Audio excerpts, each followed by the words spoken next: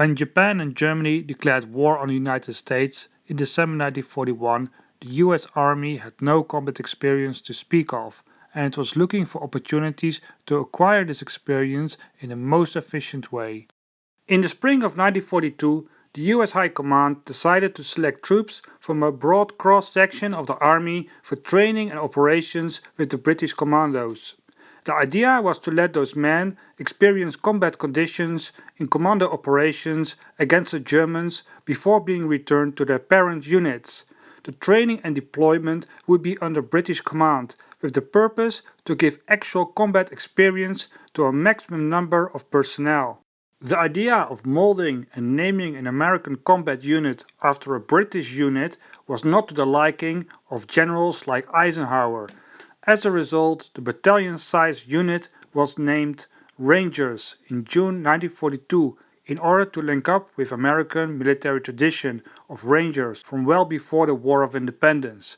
The 1st Ranger Battalion would be an all-volunteer unit and its recruits would be handpicked by officers on recruiting tours and interviewed before being accepted. In June 1942, the battalion was formed into a headquarters and headquarters company and 6 line companies. Each line company was organized into 2 platoons, and each platoon was organized into 2 assault sections with 1 M1919A4 machine gun each and a mortar section with 1 60mm mortar. Charles Vaughan, the commander of the commando depot, suggested to the Americans not to burn the platoons with heavy weapons, and as a result the battalion was slightly regrouped in July 1942. The mortar sections were placed under company command and the machine guns of the assault sections were replaced with the less cumbersome Bren gun or the Browning automatic rifle. In August 1942, several dozen men were attached to the British commandos for the so-called Japray, which ended in Allied disaster. The Rangers suffered 10 men as casualties. It was the first and last time the Rangers fought under direct British command. A large-scale American deployment of troops on the ground in North Africa in November 1942 meant that they no longer needed to fight with the British. It also rendered the Rangers' purpose of acquiring combat experience for the American Army obsolete. The American Army would not wait until the Rangers had returned to their parent units, but they would acquire experience while on campaign. Despite the loss of its original purpose, the 1st Ranger Battalion would not be disbanded. It was maintained on the Army roster and regarded as the American equivalent of the British commandos. As a result, the Rangers had transformed within the time span of several months from an intended instruction battalion with a high turnover into a hand-picked and highly trained special purpose unit, in other words, a combat elite. In September 1942, the battalion was attached to the US 2nd Army Corps for combat operations in North Africa. In September 1942, the Ranger Battalion had the following authorized strength: 26 officers and 452 enlisted men. The HQ company had 8 officers and 72 enlisted men, and each line company had 3 officers and 63 men. As said, a line company had 2 platoons consisting of 1 officer and 25 men each. In terms of armaments, each platoon would have 2 BER and 1 sniper rifle, and each company had 2 sections with 1 mortar each. Machine guns and anti-tank weapons were pooled in Battalion HQ. The Rangers went first into action on November 8, 1942 in Northern Africa during a nighttime mission to take out coastal defenses and capture the docks of Azef intact in order to assist the landing of the 1st Infantry Division. This mission was accomplished without difficulty and with the loss of only 1 Ranger. The Azef mission saw, however, the departure from the policy to keep Rangers lightly armed. Before this mission, the 60mm mortars were replaced with 81mm mortars to give the Rangers stronger firepower. This was necessary in hindsight because the Rangers were thrown into regular combat after their mission by the commander of the 1st Infantry Division. After this brief taste of regular combat, the Rangers were attached to the Invasion Training Center of the American Army in North Africa. This meant a complete break from the British in terms of training facilities. The Rangers kept training commando skills like speed marching, cliff climbing and nighttime amphibious landings. Rangers trained with live fire exercises and were also trained to use enemy weapons. In March 1943, the Ranger Battalion went back into action in North Africa. This time they fought against the Italians, who had entrenched at the Jebel al-Ankh mountain pass. The Rangers used their specialized skill of cliff climbing to cross the mountain range at night and get behind the Italian roadblock. The Italians were surprised to be attacked from the mountains, and within an hour the battle was effectively over and the Italians had surrendered. After the attack, the Rangers went back into reserve and the regular infantry continued its pursuit of the enemy. In April 1943, Eisenhower gave the green light for the expansion of the Ranger Force into 3 battalions. For this purpose, the original Ranger Battalion had to give 2 line companies to each new battalion to provide a cadre to absorb new recruits into the 3 battalions. This meant a short-term loss of unit cohesion and lower standard of training. The new recruits would also not be handpicked like before, but they would be drawn from volunteers, which had to be white, tall, physically fit, under 35 years old and without a criminal record. For the invasion of Sicily in July 1943, the 1st Ranger Battalion would operate together with the 4th Ranger Battalion under the name Force X. The Rangers landed at Gela, where they overcame the opposition at the landing beaches, captured the town and defended it successfully against an excess counterattack with tanks. It was the first encounter with the Hermann Göring Armored Division, but not the last. The Rangers' next operation was the landing at Salerno on September 9, 1943. Together with British commandos, the 1st, 3rd and 4th Ranger Battalions landed without opposition and took the Nocera Pagani mountain pass to the Sorrento Peninsula, which they held against German counterattacks. The Rangers should have been relieved after reaching their objectives, but it took the main landing forces 3 weeks to break through the beleaguered Rangers, and the Rangers suffered 100 casualties as a result. The use of Rangers as regular infantry continued after their operation at Salerno, when the American Army was grappling with manpower issues.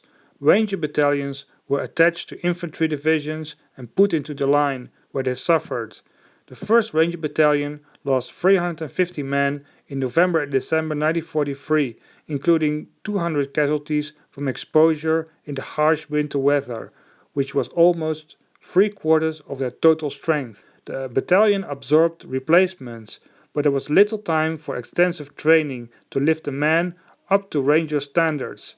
In January 1944, the 1st Ranger Battalion showed signs of serious deterioration of noise discipline, fighting skills and fieldcraft during a joint Army-Navy amphibious landing exercise. These shortcomings did not prevent the American Army from deploying the Ranger Force again during the Anzio landings on January 22, 1944. The Rangers performed a nighttime amphibious assault and managed to capture the Anzio harbor facilities with ease.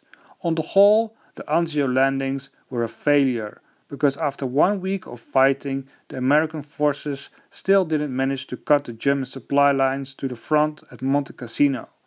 They were stuck in the lowlands and did not even reach the hills. A plan was hatched to capture the town of Cisterna with the direct route into the hills. The idea was to smash through the German lines to break out of the bridgehead. In the first phase, the Rangers would infiltrate the German lines and seize the town before German reinforcements could arrive. In the second phase, it would hold the town against German counterattacks until the main force of the American 3rd Infantry Division would arrive. The plan presumed that the German main line of defense was in the hills beyond Cisterna, and that the front line was merely a line of outposts with plenty of opportunities for infiltration. On January 30th, the 1st and 3rd Ranger Battalions moved out just after midnight, infiltrating the German lines, but by daybreak they didn't manage to reach Cisterna yet, but they were still in the open fields, and the 1st Ranger Battalion had even become strung out across the fields. Nevertheless, the decision was taken to storm the town with the vanguard of 3 companies.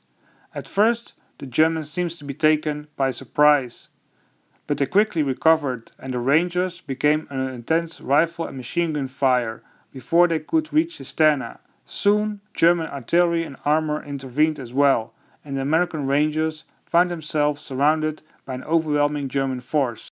This sudden appearance of superior German numbers of infantry, tanks and heavy artillery was no coincidence. The Germans were in the process of moving the Hermann Göring Armored Division in the Cisterna sector to plan their own attack on the American lines. As a result, the 2 Ranger battalions had run into the teeth of a full-blown armored division. Some lesser experienced American Rangers panicked and started to surrender, while others were firing on them to try to stop them from surrendering. At the end of the day, the 2 Ranger battalions had ceased to exist and only 6 men made it back to the American lines. 8 months later, on October 24, 1944, the 1st Ranger Battalion was officially inactivated. The disaster at Cisterna has led to a lot of theories on why this happened. Historian William Allen has suggested in his book that the Rangers had been used inappropriately and that this was a source of dispute among generals even before the operation. John Locke argued that the Rangers were not up to the task due to the drop in quality of the Ranger units due to losses and the rapid expansion of the Ranger force. Milton Shapiro has put forward the suggestion that the Rangers were lured into an ambush by the Germans. David Hogan, which wrote a comprehensive history of the Rangers, argued that the Americans underestimated the German speed to react quickly and build up their defenses. Jeff Stewart has put forward the theory that the defeat was a result of an intelligence failure to spot the movement of a German armored division. The history of the 1st Ranger Battalion can be summarized as follows. The Rangers were an unintended consequence of the American desire to gain combat experience for the build-up of their mass army. They were handpicked and trained to high standards. There was, however, never any real effort to use them for a special purpose other than seizing key points during amphibious landings. Their use as regular infantry led to the waste of their potential and losses which were hard to replace. In the case of the 1st Ranger Battalion, their use as a vanguard in an otherwise regular attack on German defenses near Cisterna led to the destruction of the whole unit. Even in normal circumstances, the deployment of infantry on flat terrain without support of artillery and tanks would be a serious mistake. In this case, the mistake was compounded by the intelligence failure to detect the moving of a whole armored division. The 1st Ranger Battalion was an elite which was wasted due to the inability of the American generals involved to use this force in other ways than as regular infantry. If you like my content, don't forget to subscribe and click on the bell to get notifications for new content.